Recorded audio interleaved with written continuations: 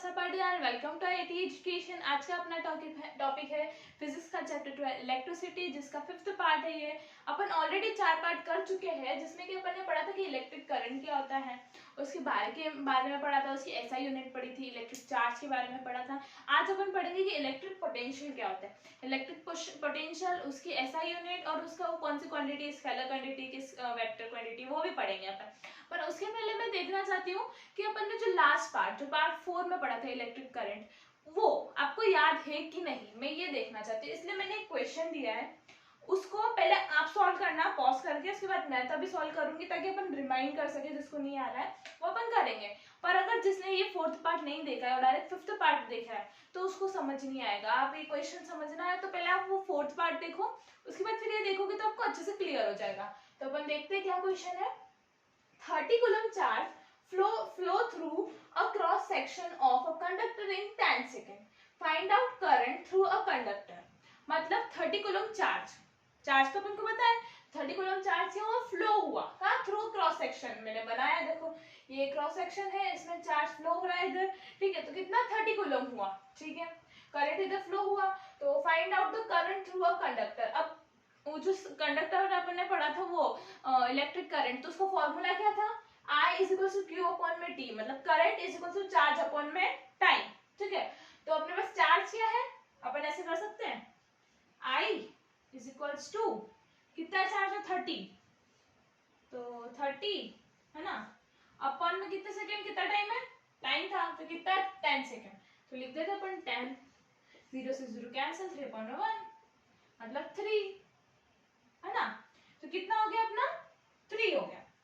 अब ये तो अपना आंसर निकल गया कि 3 जो है ये अपना करंट फ्लो हो रहा है, 3 करंट फ्लो हो रहा है, ठीक है। तो आई होप आपको ये तो समझ आ गया होगा कि इलेक्ट्रिक जो करंट था अपन ने जो पढ़ा था उसको प्रैक्टिकली कैसे सॉल्व करेंगे, ये तो आपको समझ आ गया होगा। अब अपन देखते हैं कि इलेक्ट्रिक पोटेंशियल जो है वो कैसे सॉल्व करेंगे। बट गाइस ये क्वेश्चन सही है, पूरा हो गया लगता है आपको, कंफर्म। इसमें एक और चीज की कमी है, वो आप हमेशा करें, बोर्ड एग्जाम्स में इसके मार्क्स कटते हैं। एसआई यूनिट, इसकी यूनिट क्या थी, याद है आपको, करंट की यूनिट क्या थी, सोचो, करंट की यूनिट थी एम्पायर। याद आया, थोड़ा दिमाग लगाओ, याद आएगा। 3 एम्पायर इसका आंसर है, 3 नहीं है सिर्फ, 3 एम्पायर इसका आंसर है। तो क्या हो गया, करंट अपना निकल गया 3 एम्पायर। उसके बाद अपन चलते हैं इलेक्ट्रिक पोटेंशियल। इलेक्ट्रिक पोटेंशियल क्या है, देखें, amount of work done by unit positive test charge from one point to another point of conductor. अब आप सोच रहे होंगे कि मैंने सी को क्यों अंडरलाइन करा, है ना, बाकी सब लिखा हुआ है, उसको अंडरलाइन नहीं करा बिकॉज ये इंपॉर्टेंट है। मींस आप अगर एग्जाम में इसकी डेफिनेशन लिखने को आए तो ये आपको जरूर लिखना है, इसका वर्ड नहीं भूले। आप अपना मन से डेफिनेशन बना सकते हैं पर ये लिखना जरूरी है, इट इज इंपॉर्टेंट। सो इसको अंडरलाइन कर दिया मैंने, ठीक है। तो क्या है, amount of work done by unit positive test charge, मतलब जो अपन जो वर्क अपना हो रहा है ना, उसका कितना अमाउंट है of by unit positive test charge, तो समझ ही गए होंगे आप, from one point to another point of conductor. मतलब ये मैंने बनाया, कंडक्टर बनाया, ठीक है, एक पॉइंट ये, एक पॉइंट ये, ए और बी मान लिया, ठीक है। अब यहाँ से यहाँ गया, यहाँ पे गया, बीच में ही गया, तो अपन ने ये क्यू मान लिया, ए बी और क्यू। अब यहाँ से यहाँ तक कितना अमाउंट है, इसने इतना वर्क डन करा, तो कितना क्या होगा, उसका जो पोटेंशियल डिफरेंस है वो क्या है, वो अपन को फाइंड करना होता है। क्या अपन करते हैं, इलेक्ट्रिक पोटेंशियल करते हैं।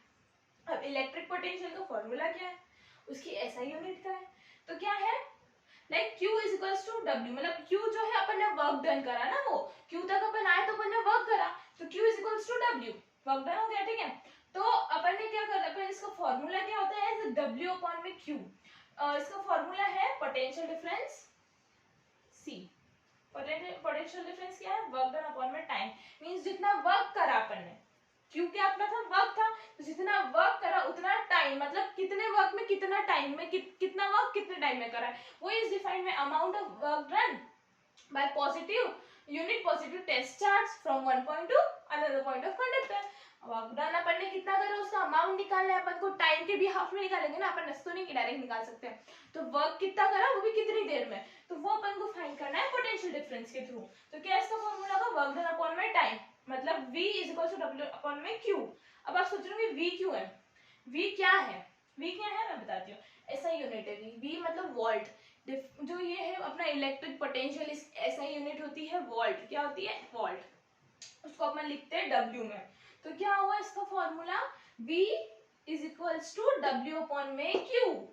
क्या होगा, W अपॉन में Q मतलब वर्क डन अपॉन में टाइम।